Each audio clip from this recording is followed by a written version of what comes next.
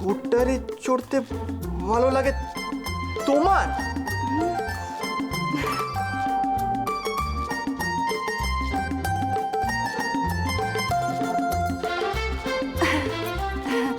ভালো লাগে, খুব ভালো লাগে। কিন্তু তোমার তো কিন্তু আমার খুব খুব খুব ভালো লাগে। ভালো লাগে। জানো স্কুটারে কিভাবে চড়ে? এই ধরো দাদু, দাদু স্কুটার চালাচ্ছে আর তুমি কি হলো? একটা হ্যান্ডেল তো। হ্যান্ডেল? ছেড়ে দিলে অ্যাক্সিডেন্ট হয়ে যাবে। যেটা বলছি সেটা করো, হ্যান্ডেল। আর তুমি দাদুর পেছনে বসে দাদুকে এইভাবে জড়িয়ে ধরেছ আর দাদুর কাঁধে মাথা রেখে এইভাবে শুয়েছ। একদম ফ্রেশ অ্যান্ড ইয়াং ফিল করবে।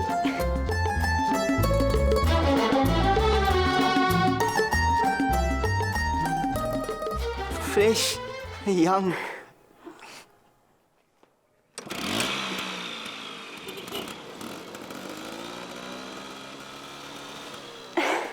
রোম্যান্টিক।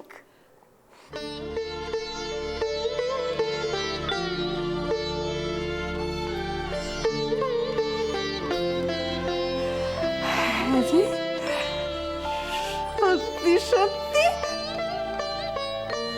এত ভালো লাগে?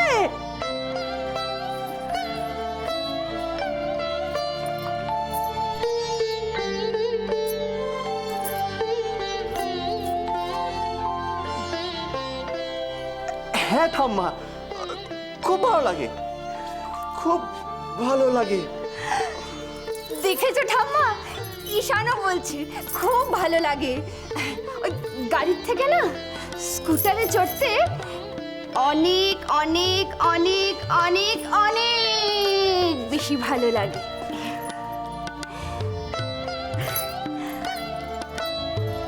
আর নিজের ভালোবাসার মানুষকে জড়িয়ে ধরে তার কাঁধে মাথা রেখে হুশ করে চলে যাবে স্বপ্নের রাজ্যে।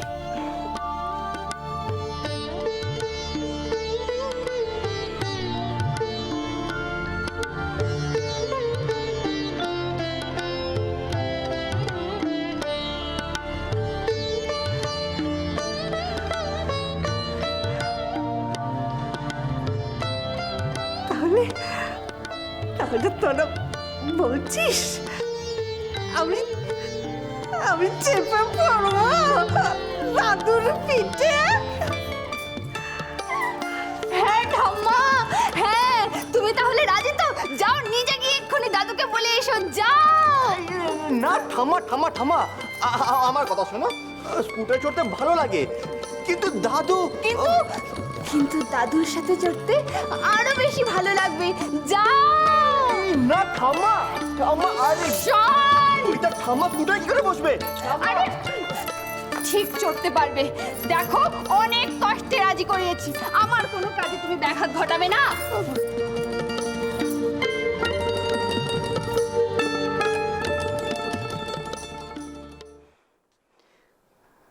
জানো ঈশান,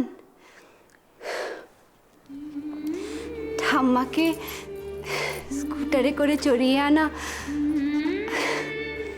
দাদুর অনেক দিনের স্বপ্ন।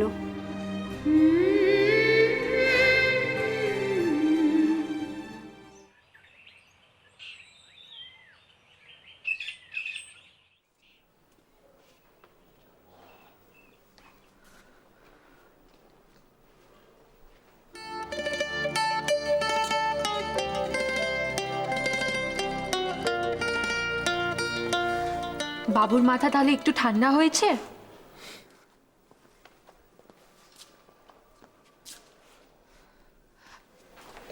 কি হলো রাজ, বলো না। কি বলতে তুমি এখানে ছুটে এসেছো? কি এমন কথা?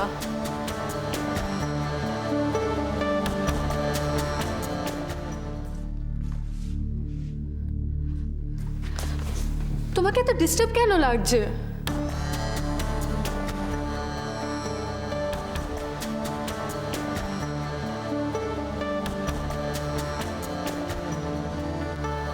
খুব ভয় পেয়ে গেছিলাম লাবণ্য, খুব ভয় পেয়েছি। কেন? তোমাকে কেউ চিনে ফেলেছে নাকি? না, এতদিন শুধু আমি নিজের জন্য ভয় পেয়েছি। আজ তুমি যখন ফোন পিক আপ করোনি, তুমি বাড়িতেও জানিয়ে যাওনি তুমি কোথায় গেছিলে। সত্যি আমি তোমার জন্য খুব ভয় পেয়েছিলাম লাবণ্য। তুমি আমার জন্য ভয় পেয়ে গিয়েছিলে? তা ভয় পাবো না? আমাকে খুঁজতে এসে কেউ যদি তোমাকে পেয়ে যায়, তুমি জানো লাবণ্য এর মধ্যে কত বড় একটা বিপদ জড়িয়ে আছে। তোমার কথা ভেবে ভেবে তো আমার হাত পা ঠান্ডা হয়ে গেছিল।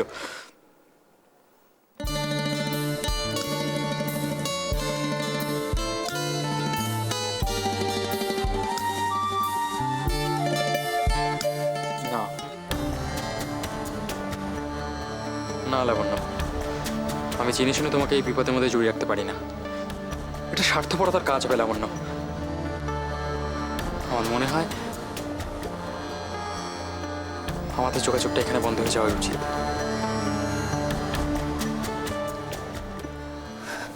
মানে আমাদের বন্ধুত্বটা কি একতরফা? আমাদের যোগাযোগ রাখা উচিত কিনা সেটা তুমি একাই ডিসাইড করবে? লাবণ্য, please। জাস্ট শাট আপ, বসো। এক পাও নড়বে না এখান থেকে। কিন্তু লাবণ্য, আমার কথাটা তো শোনো। আর খবরদার, যদি আমার কাছ থেকে পালিয়ে গেছো তো। যেই ভয়টা এড়ানোর জন্য আমি বাড়ি ঘর, মা বাবা, ভাই বোন সবাইকে ছেড়ে এখানে আছি, সেই ভয়টা মনে নেই কি করে থাকবো বলো লাবণ্য? রিল্যাক্স রাজ, আমি সাবধানে থাকবো, খুব সাবধানে। আই প্রমিস, আমার কিচ্ছু হবে না, তুমি ভয় পেও না। একা একা কেউ থাকতে পারে না, আর সত্যি সত্যি তোমার একটা বন্ধুর দরকার। আর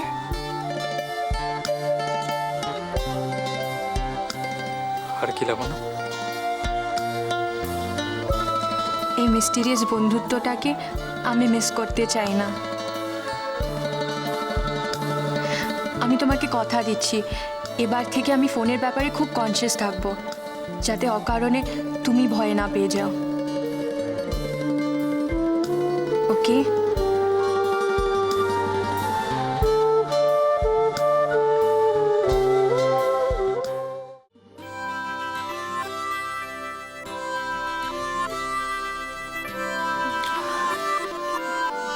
দাঁড়াম, আমি দেখছি।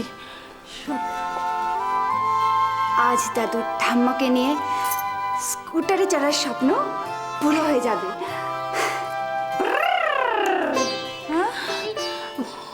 ললিতা, ললিতা, শোন না, শোন না, শোন শোন। বলছি কি, দেখ ব্যাপারটা রিস্কি হয়ে যাবে না তো? মানে যদি কেউ স্কুটার থেকে পড়ে যান তাহলে। ঈশান বলছে না এগুলো? ঈশানের স্কুটার থেকে পড়া মুশকিল আছে। স্কুটারটা এতটাই স্লো চলে যে চলন্ত স্কুটার থেকেও লোক আরামসে নেমে পড়তে পারে। বড় বৌদি, আমি কিন্তু বলে দিলাম, আমার স্কুটার নিয়ে কোনো রকম হাসি ঠাট্টা চলবে না। দিদি ভাই, আমিও মজাক করছি না। বৌদি, পাগল মেয়েটাকে কে বোঝাবে? হুজুর ধরলেই হলো। আর একটা কেলেঙ্কারি ঘটলে না, বাবা আর বড় মা আমাদের আস্ত রাখবে না। হ্যাঁ হ্যাঁ হ্যাঁ হ্যাঁ হ্যাঁ ললিতা, এই কথাটা ঈশান একদম ঠিক বলেছে কিন্তু। দিদি ভাই, এর কথা কি শুনছো? ঈশান একটা আস্ত ভীতু ছেলে। এই দেখো, দিনের আলো আছে এখন, এখন কি হবে? শোনো, দাদুর অনেক দিনের স্বপ্ন ঠাম্মাকে নিয়ে স্কুটারে চড়বে, আর আমি সেই স্বপ্ন পুরো করেই ছাড়বো।